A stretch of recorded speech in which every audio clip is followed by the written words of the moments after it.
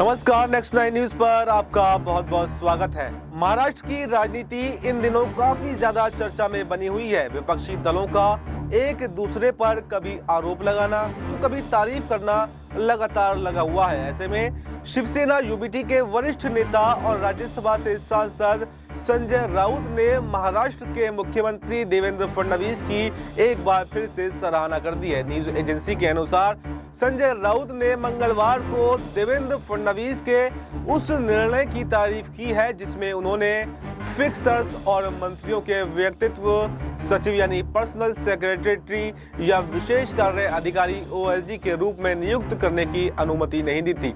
उद्धव गुट के सांसद संजय राउत ने यह दावा किया है कि जिन 16 अधिकारियों की नियुक्ति को सीएम देवेंद्र फडणवीस ने मंजूरी नहीं दी, उनमें से 13 शिवसेना के मंत्रियों के थे। सीएम ने राज्य हित में कठोर निर्णय लिए हैं और उनकी ये पहल महाराष्ट्र की प्रशासनिक पारदर्शिता बनाए रखने में सहायक होगी। मीडिया से बातचीत के दौरान राउत ने कहा कि मेरे पास उस 16 पर्सनल सेक्रेटरी और ओएसडी के नाम हैं जिनकी नियुक्ति रोकी गई है। इसमें से 13 शिवसेना शिंदे गुट के मंत्रियों के हैं, जबकि बाकी अजीत पवार गुट से जुड़े हुए हैं। फडणवीस सख्त फैसले ले रहे हैं। राजनीतिक मतभेद हमारे हो सकते हैं, लेकिन हम राज्य हित में लिए गए सही फैसलों का पूर्णतः समर्थन करते हैं। राउत ने यह भी आरोप लगाया है कि जब एकनाथ शिंदे मुख्यमंत्री हुआ करते थे तो तब मंजूर किए गए कुछ परियोजनाओं में बड़े पैमाने पर भ्रष्टाचार भी हुआ था। उन्होंने कहा कि फडणवीस ने उन परियोजनाओं को रोककर राज्य की आर्थिक लूट को बंद कर दिया है। मुख्यमंत्री फडणवीस ने सोमवार 24 फरवरी को ये स्पष्ट कर दिया कि उन्होंने कैबिनेट मंत्रियों द्वारा सुझाए गए 125 नामों में से 109 को ही मंजूरी दी है, लेकिन 16 नामों को अस्वीकार कर दिया है। उन्होंने बताया कि इन नामों को अस्वीकार करने का कारण ये था कि या तो इन अधिकारियों पर जांच चल रही है या फिर वो प्रशासनिक गलियारों में फिक्सर्स के रूप में बदनाम है।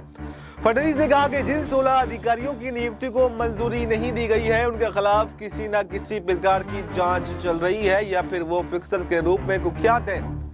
राज्य की स्वच्छ प्रशासनिक व्यवस्था बनाए रखने के लिए ऐसे व्यक्तियों को इन पदों पर नियुक्त करना उचित नहीं रहेगा।